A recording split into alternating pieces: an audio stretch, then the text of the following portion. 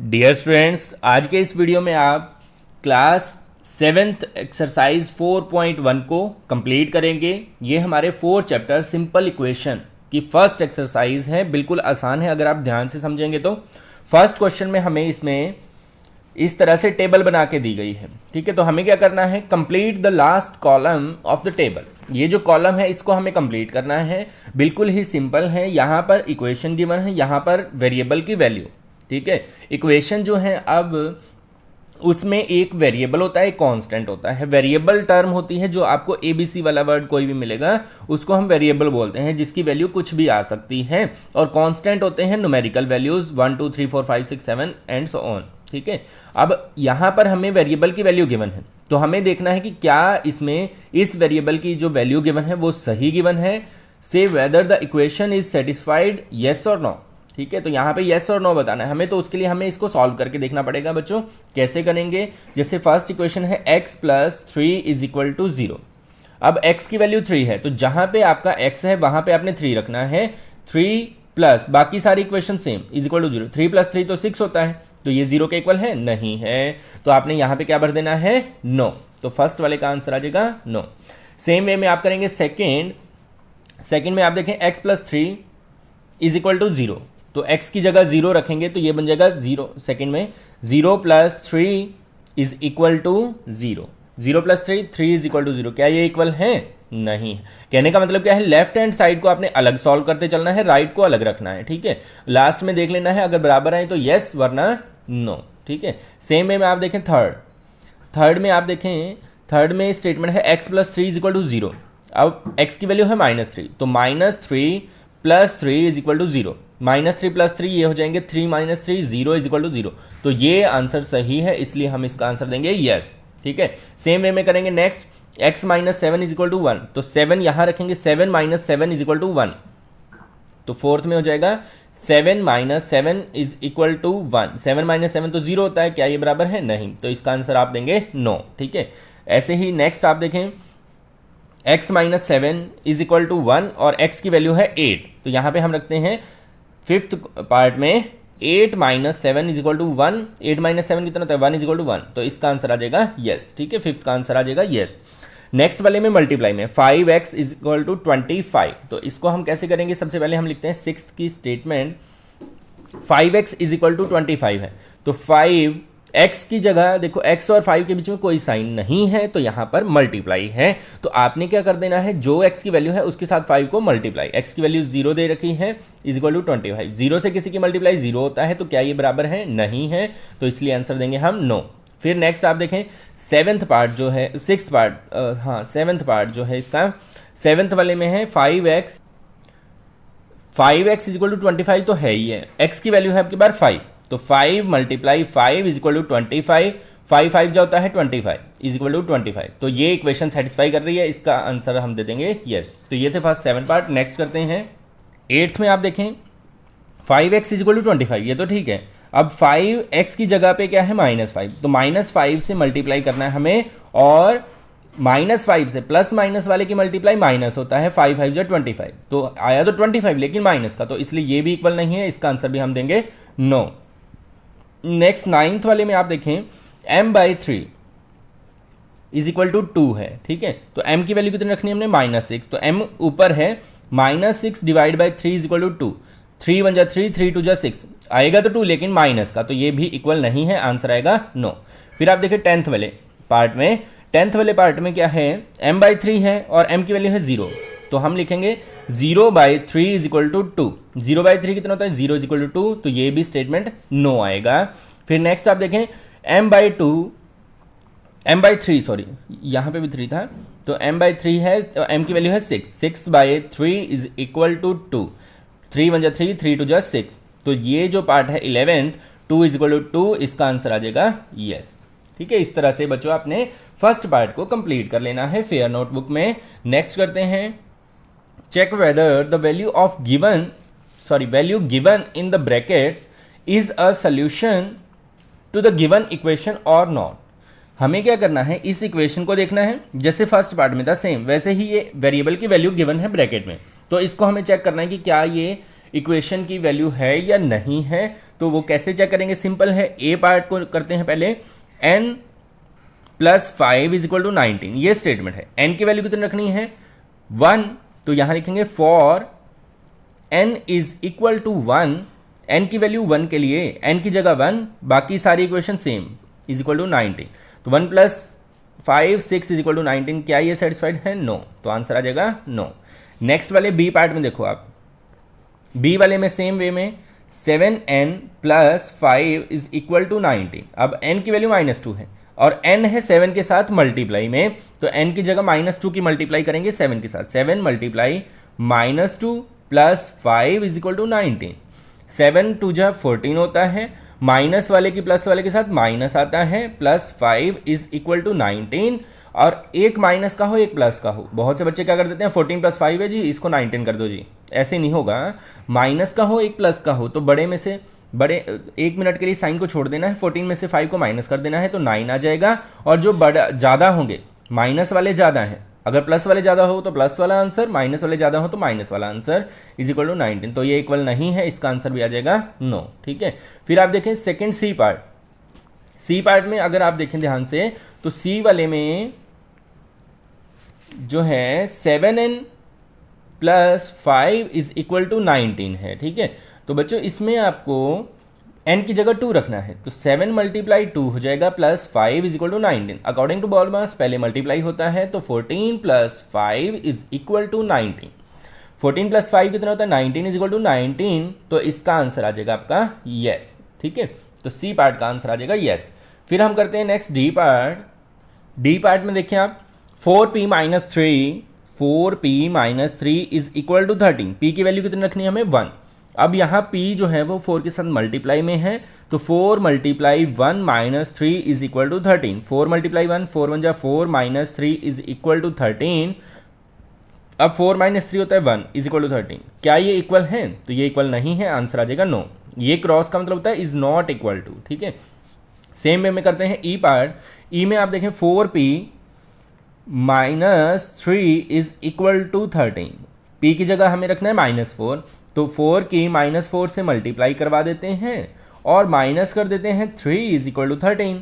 4 4 जा तो 16 होता है, लेकिन माइनस के 4 की प्लस 4 से -16 आ जाएगा, इज इक्वल टू 13 आ जाएगा।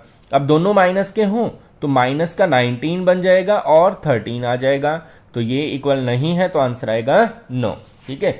सेम वे में हम करते हैं एफ पार्ट। एफ वाले में देखेंगे अगर आप, तो 4p minus 3 is equal to 13, p की वैल्यू क्या है 0, तो 4 into 0 minus 3 is equal to 13, तो 4 into 0, 0 minus 3 is equal to 13, तो माइनस 3 इज इक्वल टू 13, ये इक्वल नहीं है, तो इसका आंसर भी आएगा नो, ठीक है। तो इस तरह से बच्चों आपने इसको कंप्लीट कर लेना है। नेक्स्ट करते हैं हिट एंड ट्रायल मेथड, ठीक है। Solve the following equation by trial and error method. Trial and error method का मतलब होता है अलग अलग वैल्यूज को रखो, जहां पे सेटिस्फाई कर जाए वही आंसर है।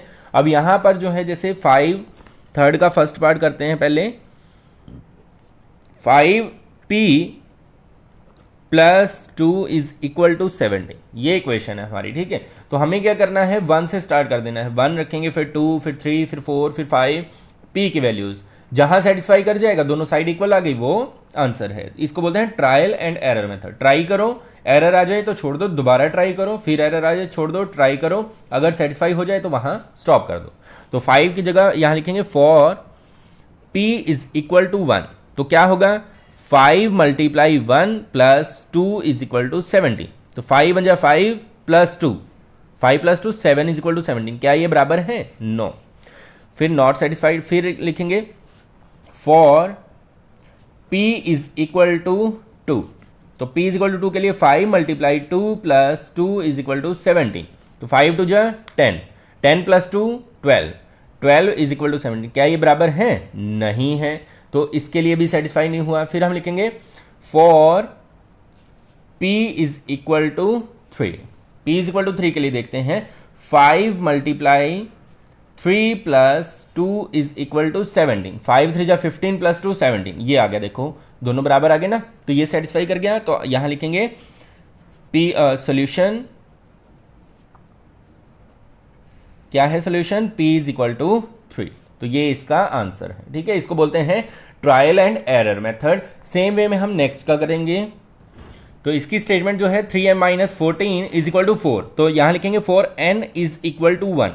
n इज इक्वल टू 1 के लिए वैल्यू क्या आएगी, देखो 3 multiply 1 minus 14 is equal to 4। अब 3 1 जा 3 होता है, माइनस का 14 है इज इक्वल टू 4। जब माइनस का ज़्यादा हो तो आंसर माइनस में आएगा। कितना आएगा, 14 माइनस 3 11 इज इक्वल टू 4। तो ये इक्वल नहीं आया है, तो इसके लिए तो नो आएगा। फिर इसी तरह से हम ट्राई करते जाएंगे, क्योंकि अभी पहले तो इसमें आप देखें अगर हम रखते हैं value m is equal to 2 तो ये आ जाएगा 3 2 जा 6 माइनस 14 इज इक्वल टू 4 और 6 minus 14 is equal to 4 minus 8 is equal to 4। तो ये दोनों इक्वल नहीं है, तो आंसर आएगा नो। नेक्स्ट अगर हम रखते हैं वैल्यू 3 तो 3 3 जा 9 माइनस 14 इज इक्वल टू 4। तो यह आ जाएगा माइनस 5 इज इक्वल टू 4। तो यहाँ पे भी आंसर आएगा नो, ठीक है। तो ये भी सेटिस्फाई नहीं कर रहा है। फिर हमने रख के देखा m इज इक्वल टू 4। तो m इज इक्वल टू 4 के लिए 3 4 जा 12 माइनस 14 इज इक्वल टू 4। तो यहाँ पे भी माइनस 2 इज इक्वल टू 4। क्या ये इक्वल है, नहीं है, तो ये भी सेटिस्फाई नहीं कर रहा है। सेम वे में 5 जब आप रखेंगे तो 15 माइनस 14 तो 1 इज इक्वल टू 4, ये भी नॉट इक्वल आएगा। अब हम रखते हैं value for m is equal to 6। अब m इज इक्वल टू 6 के लिए 3 multiply 6 minus 14 is equal to 4। 3 6 जा 18 minus 14 is equal to 4। 18 minus 14 4 is equal to 4। तो यहाँ पर जो है इक्वेशन सेटिस्फाई कर रही है for m is equal to 6। तो सोल्यूशन जो है इसका वो आ जाएगा m is equal to 6। Next करते हैं। नेक्स्ट बच्चों आप देखें, write the equation for the following statement. नीचे कुछ स्टेटमेंट दी गई हैं तो उनको हमें रीड करना है और उनके हिसाब से हमें इक्वेशंस बनानी है। तो ये बिल्कुल ही सिंपल है अगर आप कुछ वर्ड्स को ध्यान से समझेंगे तो जो मैं वर्ड्स के मतलब बताऊंगा वो आपने ध्यान से समझना है। द सम जहाँ पे आएगा वहाँ पे प्लस, ठीक है। सब्ट्रैक्ट, माइनस, लेस ये वर्ड आएंगे वहाँ पे आपको माइनस करना है। तो the sum of numbers x and 4, sum करना है x एंड 4 का, तो x प्लस 4 कर दिया। इज जहां पर आ जाएगा इज इक्वल टू या इज या गिव्स या गेट, तो वहां पे हमें इक्वल लगा देना है 9, ठीक है। इस तरह से ये इक्वेशन बन गई हमारी। सेकेंड भी इसी तरह से देखते हैं हम।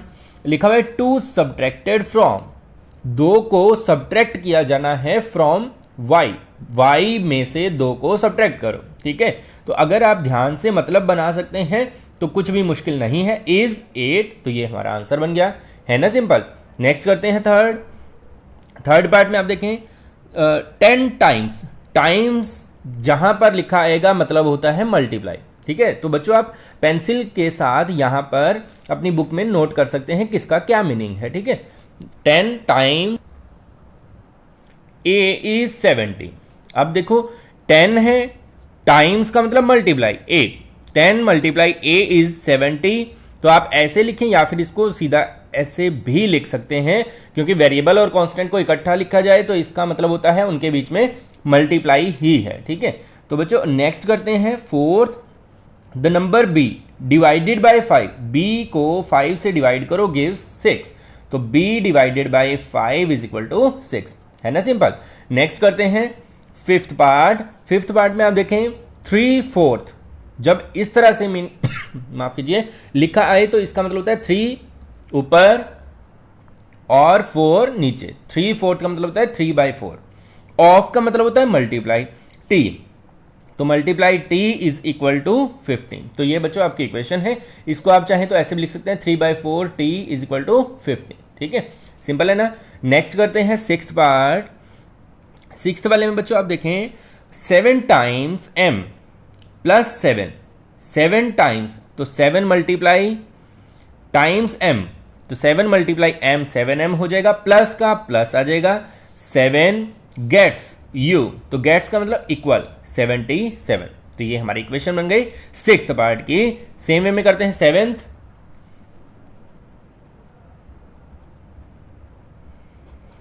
की स्टेटमेंट देखते हैं 1/4। तो मैंने बताया था इस तरह की स्टेटमेंट को ऐसे लिखना है 1/4 ऑफ ए नंबर x, तो of A number x, of का मतलब मल्टीप्लाई में x, -4 तो माइनस कर दो 4, गिव्स 4 तो इज इक्वल टू 4, ठीक है, इस तरह से ये आपका आंसर आ जाएगा। फिर हम देखते हैं 8th पार्ट को, तो ये पार्ट भी सिंपल है।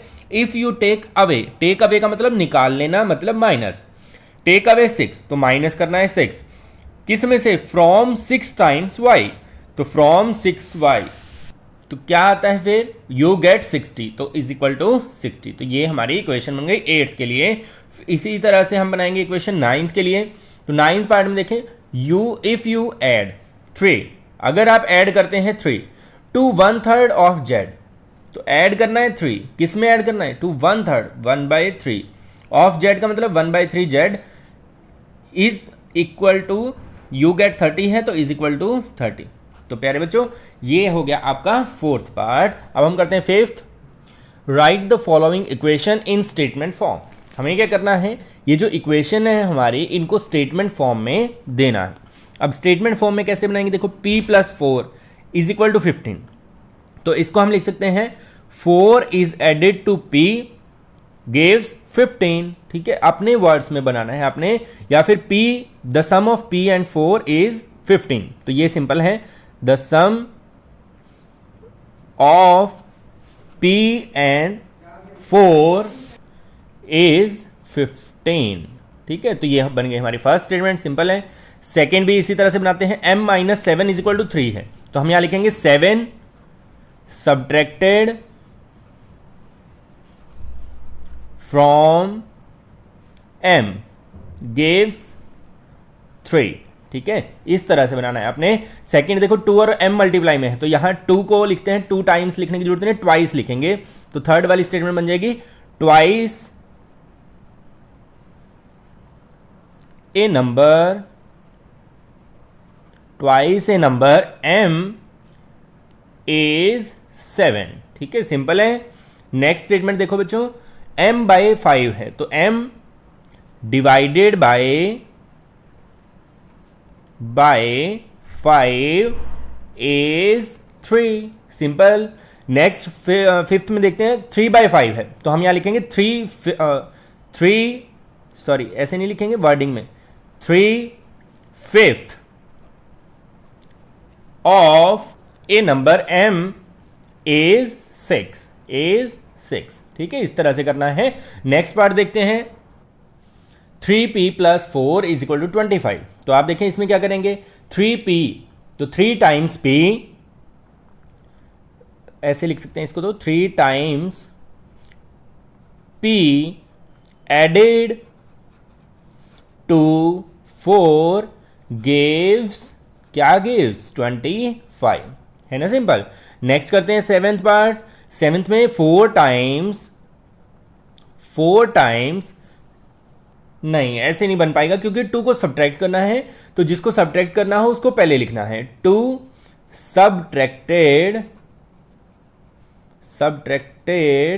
फ्रॉम। ठीक है, अब लिखना है 4 टाइम्स p इज, या फिर गिव्स 18। ठीक है, नेक्स्ट है एडिशन वाला, तो इसमें हम लिख सकते हैं p divided by 2 added to 2 gives 8। ठीक है, तो बच्चों ये हो गया आपका 5th पार्ट। इस तरह से आपने इनको स्टेटमेंट बना के करना है। अगर कुछ आपको समझ ना आए, बीच में रह जाए, तो वीडियो को पीछे करके आप देख सकते हैं। नेक्स्ट 6th में देखो बच्चों, setup an equation in following cases. नीचे जो केसेस दिए गए हैं इसमें हमें इक्वेशन सेटअप करनी है। Irfan says that he has 7 marbles more then 5 times the marble Parmeet has. हमें इस स्टेटमेंट को पढ़ के मतलब समझ के इसकी इक्वेशन बनानी है। तो इसमें लिखा है इरफान सेज, इरफान कहता है ही हैज, उसके पास 7 मार्बल्स मोर देन, 7 मार्बल ज्यादा हैं, than 5 times the marble Parmeet has, जितने मार्बल परमीत के पास हैं उसके 5 गुना से 7 ज्यादा हैं। ठीक है, और इरफान के पास मार्बल कितने हैं, 37, तो इज इक्वल टू हम लिखेंगे 37। अब परमीत के मार्बल कितने हैं वो हमें लेट करना है m। ठीक है, ये हमें गिवन है, तो हम यहां लिखेंगे let number of permits marble is equal to m। अब जो हमें कहा गया वो हम कर देते हैं। परमीत के मार्बल का 5 टाइम्स, तो 5m। मोर देन है तो प्लस, कितना मोर है 7, और इरफान के पास है कितने 37, तो ये बन गई हमारी इक्वेशन। तो है ना सिंपल बच्चों। नेक्स्ट करते हैं second. Lakshmi's father is 49 year old. Lakshmi के पिताजी 49 year old, he is 4 year older than 3 times Lakshmi's age. Lakshmi की एज का 3 गुना और उससे 4 ज्यादा। ओल्डर का मतलब होता है बड़े, ज्यादा। तो हमें लक्ष्मी की एज कितनी माननी है y। तो यहां पे लिखेंगे सेकंड क्वेश्चन में, लेट लक्ष्मीज एज। लक्ष्मी की एज हमें माननी है y ईयर्स। तो अकॉर्डिंग टू क्वेश्चन क्या है, लक्ष्मी की एज का 3 गुना, तो 3y। मोर देन है तो प्लस और 4 ईयर्स।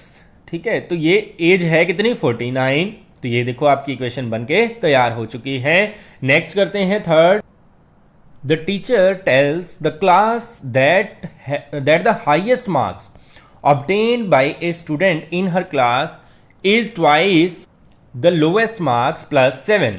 मतलब एक टीचर बताता है कि उसकी क्लास में जो हाईएस्ट मार्क्स आए हैं ना, वो लोएस्ट मार्क्स जिस बच्चे के हैं, जितने भी हैं लोएस्ट मार्क्स, उसके दुगना कर दो और उसमें प्लस 7 कर दो, तो वो हाईएस्ट मार्क्स हैं। और हाईएस्ट मार्क्स है 87, तो हम लोएस्ट मार्क्स को लेट करेंगे, take the lowest marks to be L. तो यहां लिखेंगे लेट लोएस्ट